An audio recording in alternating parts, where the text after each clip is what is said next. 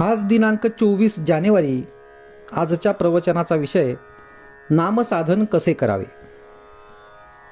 नामाचे साधन कसे करावे. एखाद्या दगडावर पुष्कळ पाणी एकदम ओतले तर तो दगड नुसता भिजेल आणि पाणी निघून जाऊन कोरडा होईल. पण तेच पाणी थेंब थेंब असे एकाच ठिकाणी आणि अखंड पडत राहिले तर त्या दगडाला भोक पडेल आणि काही दिवसांनी दगड फुटूनही जाईल.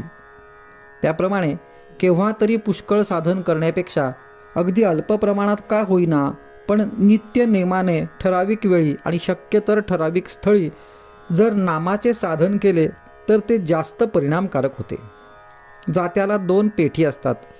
त्यातले एक स्थिर राहून दुसरे फिरत राहिले तर दळण दळले जाऊन पीठ बाहेर पडते. पण जर दोन्ही पेठी फिरवत राहिली तर दळण दळले न जाता फुकट श्रम मात्र होतात. माणसाचे शरीर आणि मन अशी 2 पेठी आहेत. त्यातले मन हे स्थिर आहे आणि देह हे फिरणारे पेठे आहे. मन परमेश्वराच्या ठिकाणी स्थिर करावे आणि देहाने प्रपंचाच्या गोष्टी कराव्यात. प्रारब्धाचा संबंध देहापर्यंतच असतो. प्रारब्धरूपी खुंटा देहरूपी पेठ्यात बसून तो त्याला फिरवतो आणि मनरूपी पेठे स्थिर असते.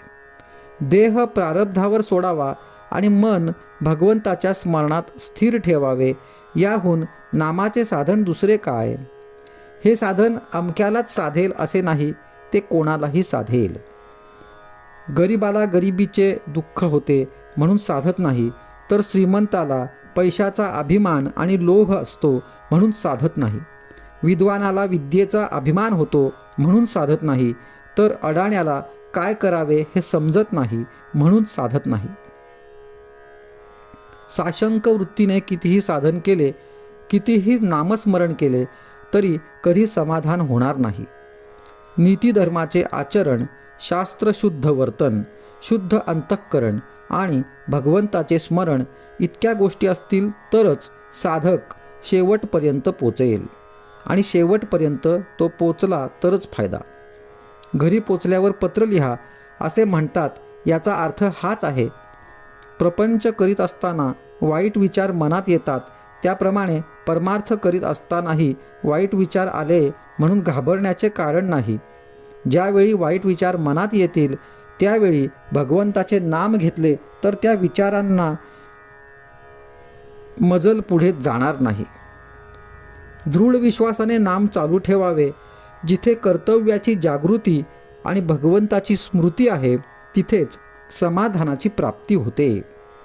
भगवंता मी तुझा आहे असे रात्रंदिवस म्हणत गेल्याने भगवंत प्रकट होत जाईल आणि भगवंत जितका प्रकट होत जाईल तितके मीपणाचे दडपण आपोआप कमी होत जाईल. आजचा सुविचार. प्रारब्धाची व ग्रहांची गती देहापर्यंतच आहे. मनाने भगवंत भजायला त्यांची आडकाठी नाही.